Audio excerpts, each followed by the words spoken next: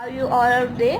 It's me Varsha. Today our topic is food production. Okay, here we learn about what's food production, how many types of food production are there, what are the steps to be taken by us to produce the food, and also how the food reaches to us. Okay, so let us begin with our session today.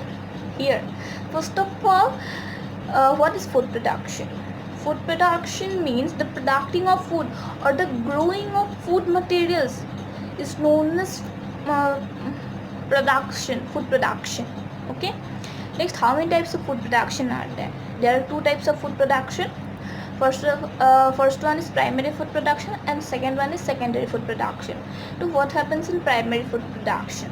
तो primary food production वो है जिसमें हमारे farmers लोग farming करते हैं अपने farms में और कुछ भी उगाते हैं, जैसे fruits, vegetables etcetera, crops etcetera वो लोग उगाते हैं. ठीक है, और वो लोग डायरेक्टली हम लोगों को वही पहुंचाते हैं.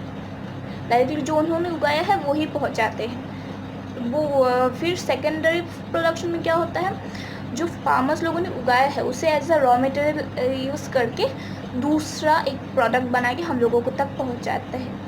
प्राइमरी फूड प्रोडक्शन जो सिर्फ किसान लोग उगाते हैं, और सेकेंडरी में जो एज रॉ मटेरियल किसान के उगाए हुए चीज़ों को यूज़ करके बनाया जाता है. सेकेंडरी फूड प्रोडक्शन का एग्जांपल होगा जैसे कि हम लोग से fruit juice, different types of fruits वो लोग ले लेते हैं कंपनी वाले, और उसमें शुगर, सॉल्ट, फिर प्रिजर्वेटिव मटेरियल्स कुछ देते हैं और टेस्ट के लिए और बहुत कुछ देते हैं. तो उसी से एक दूसरा प्रोडक्ट बन के सामने आता है और वो हम लोगों तक पहुंचाते हैं. ओके, नेक्स्ट है, आज हम लोग सेकेंडरी फूड प्रोडक्शन के बारे में नहीं पढ़ेंगे, आज सिर्फ प्राइमरी फूड प्रोडक्शन के बारे में. ओके, तो लेट अस स्टार्ट. अभी प्राइमरी फूड प्रोडक्शन के लिए फार्मर्स लोगों को फार्मिंग करना पड़ेगा ना, ऐसे तो नहीं होगा. तो वो लोग डायरेक्टली जाके किसी फील्ड में वो लोग कोई भी सीड सो नहीं कर सकते. उन्हें उस फील्ड को, उस सॉइल को लूज़ करना पड़ेगा. उस सॉइल को जो टाइट है, कुछ अच्छा नहीं है, फर्टाइल सॉइल होना पड़ेगा. उससे ऐसे जोटो सॉइल होने से नहीं होगा, फर्टाइल सॉइल चाहिए. फर्टाइल सॉइल को वो लोग उसको प्लाफिंग करेंगे. वैसे तो ऐसे पहले तो आयरन प्लाफ या वुडन प्लाफ से किया जाता था, आजकल ट्रैक्टर से भी किया जाता है. तो प्लाफिंग करने से क्या होता है, वो सॉइल लूज हो जाता है. लूज होने से उसका एडवांटेजेस है. एडवांटेजेस क्या है, वो जब सॉइल लूज हो जाता है तो उसका जो रूट्स है, प्लांट्स का जो रूट्स है वो बहुत नीचे तक चला जाता है. ठीक है, और जो इसकी वजह से उसका रूट अच्छा होता है, ऊपर में वो अच्छी से उभर के आता है. फिर नेक्स्ट एडवांटेजेस है, वो माइक्रो ऑर्गेनिजम्स और वर्म्स को ग्रो करने में हेल्प करता है. तो और ग्रो करने में हेल्प करते तो वो अच्छे से जो हमारे प्लांट्स को वो वो माइक्रो ऑर्गेनिजम्स ग्रो करने में हेल्प करेंगे. ठीक है ना. Loosening of soil will help the micro organisms and worms to grow, and the micro organisms and worms will help our plants to grow. ठीक है.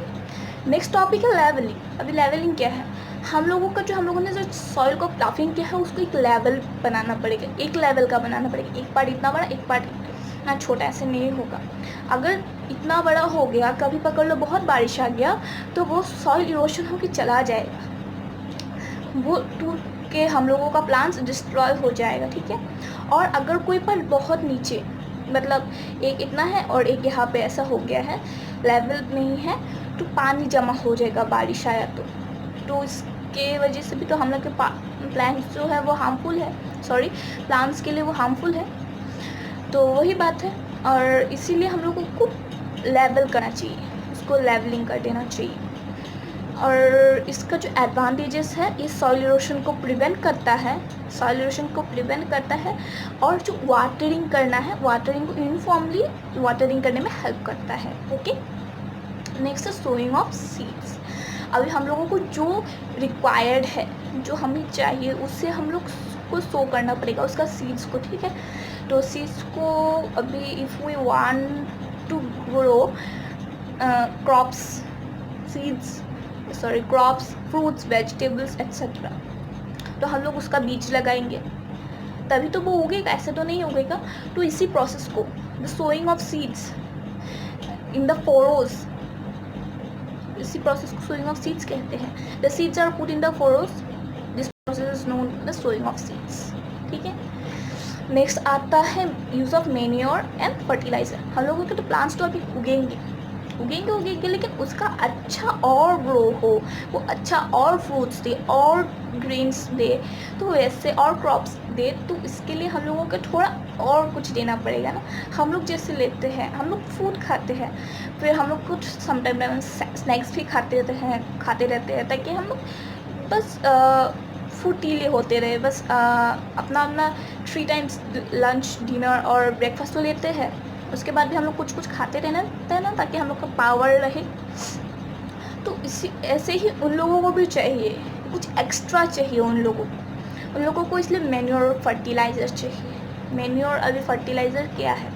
Manure is a natural thing, natural है वो। Cow dung को manure के हिसाब से use किया जा सकता है। ठीक है, काउडंग को अभी कैसे यूज़ किया जा सकता है मैन्योर के हिसाब से? अगर क्रॉप्स में हम लोग काउडंग दे दे, हम लोग को जो मिट्टी हम लोगों ने खोदा है उसमें अगर काउडंग दे दे, तो उसका जो कंपाउंड्स जो मिनरल्स है वो मिनरल्स उनको ग्रो करने में हेल्प करेगा।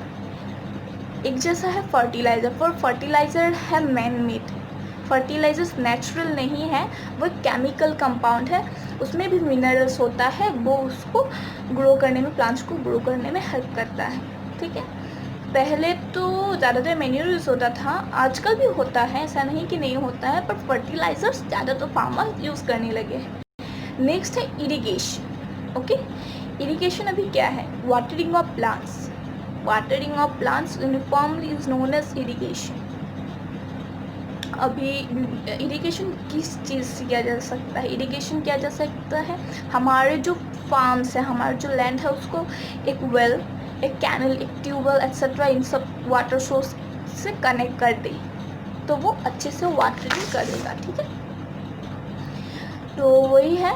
और अगर हम लोगों ने अच्छे से इक्वल अमाउंट यूनिफॉर्मली अगर वाटरिंग करने के लिए नहीं दिया, तो वो हार्मफुल हो सकता है। एक्सेस अमाउंट ऑफ वाटर भी harmful for our plants and scarcity of water is also harmful for our plants. Okay, next है weeding. Some unwanted plants grow with our plants.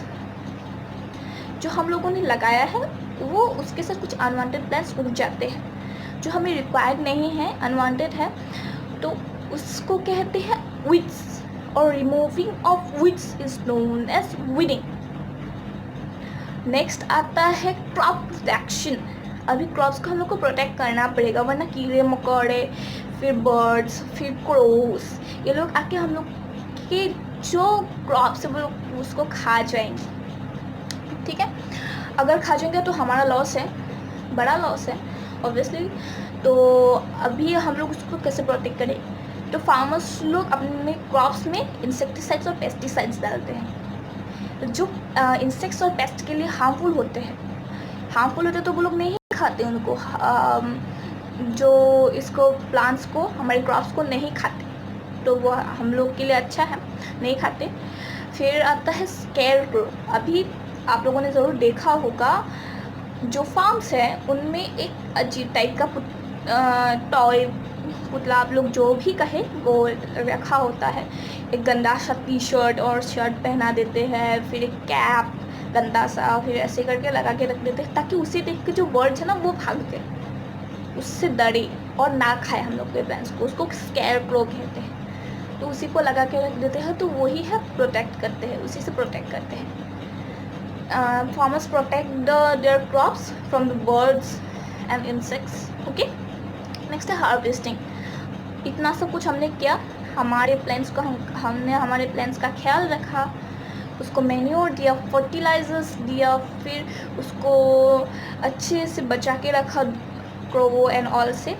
अभी उसको उसको काट के हमें लाना पड़ेगा ना, हमारे लिए हमने किया तो उसको लाना पड़ेगा, तो उसको काटना प्रोसेस, जो उसको काटते हैं उसी प्रोसेस को कहते हैं हार्वेस्टिंग। ऐसे तो सिकल से किया जाता है, पर आजकल हार्वेस्टिंग करने का एक मशीन भी आ गया है, जो उस मशीन को भी आजकल फार्मर्स यूज़ करते हैं। पहले सिकल से करते थे, अभी भी करते हैं, लेकिन मशीन्स भी यूज़ होने लगे हैं, इक्वल यूज़ होते हैं दोनों। ठीक है, फिर आता है थीसिंग।